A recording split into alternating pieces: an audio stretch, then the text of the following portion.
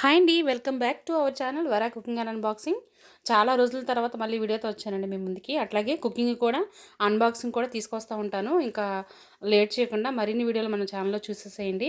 ఈ మజ్జిగ మిరగాయలు ఎప్పుడో వేసవకాలంలో పెట్టి ఇప్పుడు మీకు వర్షాకాలంలో చూపిస్తున్నాను. అలా సిచ్యువేషన్ అలా కుదిరిందండి, ఏమనుకోకండి. వీటి కోసం మనం చక్కగా పొడవాటి మిరగాయలు చక్కగా తీసుకుంటే బాగుంటుంది. మజ్జిగలో మిరగాయలు సపరేట్గా ఉంటాయి మనకి.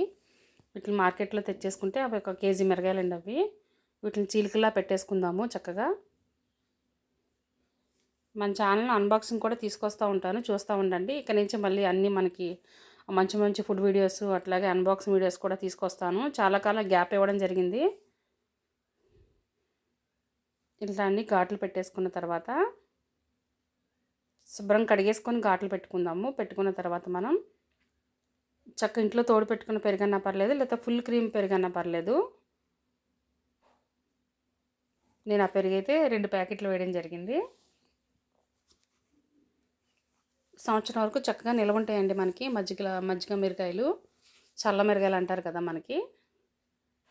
కొద్దిగా వాటర్ యాడ్ చేసుకుందాము. మరీ గట్టిగా ఉంది కదా మజ్జిగ.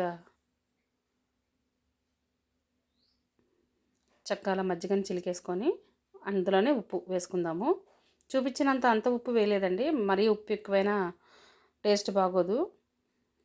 చక్కగా కల్లుప్పు అంతా కరిగిపోయిన తర్వాత ఈ పచ్చిమిర్చి అన్నిటికి మనం మజ్జిగ అంతా కూడా అప్లై చేసుకుందామండి. మొత్తం నానిపోయే వరకు.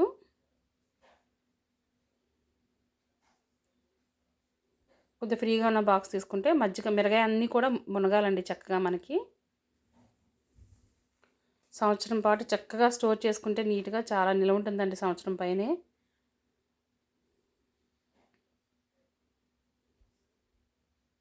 మొత్తం కలిపేసుకుందాము. ఇప్పుడు నేను ఉదయం కలిపాను కదండి, మనకి రేపటి వరకు కూడా మధ్యాహ్నం అయినా కలుపుకోవచ్చు. దీన్ని మూత పెట్టి ఉంచేద్దాం. రేపు ఉదయం అనగా తీసాను చూడండి, ఒక నైట్ నిద్ర చేసిన తర్వాత తీస్తే ఇట్లా ఊరిని ఒక బియ్యం సంచిని మనం కట్ చేసేసుకొని శుభ్రం కడిగేసుకొని మనం చక్కగా ఎండలో ఆరబెట్టేసుకుందాము. నానిన మిరగాయలు ఇవి చక్క మజ్జిగలో ఊరాయి కదండి.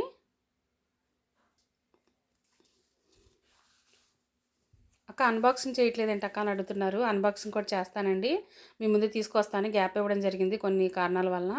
ఈసారి మంచి మంచి కుకింగ్ వీడియోస్ అన్బాక్సింగ్ వీడియోస్ కూడా తీసుకొస్తాను.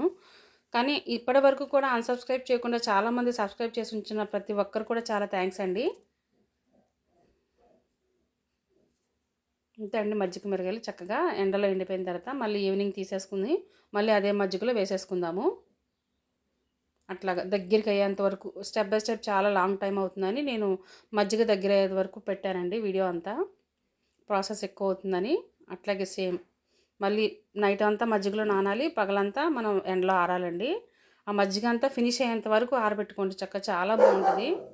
మజ్జిగ ఎగినప్పుడు చక్క నేతి వాసన వచ్చి కమ్మగా మంచిగా ఉంటుందండి. కారం కూడా ఉండదు. నచ్చితే ఈ మజ్జిగలోనే మీరు వాము పొడి కూడా వేసుకోవచ్చు. మళ్ళీ నానబెట్టి అట్లా ఈ ప్రాసెస్ అంతా మీకు లాంగ్ అవుతుందని తీసేసాను. ఫైనల్గా ఎండి ఇట్లా వచ్చింది. ఇది ఇంకోసారి ఎండితే సరిపోతుంది. మజ్జిగ అంతా ఫినిష్ అయిపోయాక ఇట్లా వచ్చినాయి. ఫైనల్గా చక్కగా ఎలా అంటే కరకరలాడేటట్టు మనకి ఇలా ఎండితే 1 ఇయర్ వరకు చక్కగా స్టోర్ చేసుకోవచ్చు మనం ఈ మిరగాయలని. ఈ స్టోర్ చేసిన మిరగాయలని చక్కగా మనం పప్పులోకి కానీ రసంలోకి కానీ దేనికైనా సరే 1 ఇయర్ వరకు చాలా బాగుంటుందండి. వేపుతున్నప్పుడు అందులోంచి నేతి వాసన వచ్చి కమ్మగా ఉంటుంది. అది కారం కూడా మనకు ఉండదు, ఎందుకంటే మనం ఉప్పు వేసాం కాబట్టి. చక్కగా డైజెషన్ అవ్వాలంటే కనుక వాము కూడా 2 స్పూన్లు వేసుకోండి, చక్కగా బాగుంటాయి కూడా. కడుపులో మంట కూడా రాదు. వీటిని చలువని కూడా అంటారు. మా చిన్నప్పటి నుంచి అయితే మాకు ఇది చాలా అందుబాటులో ఉండేవి, వడియాలు కానీ ఇవి కానీ. అంతేనండి, అట్లా వేపేసుకుంటే మనకు చాలా కమ్మగా ఉంటుంది టేస్టు. మన వీడియో నచ్చినట్లయితే లైక్ చేసి షేర్ చేసి సబ్స్క్రైబ్ చేయండి.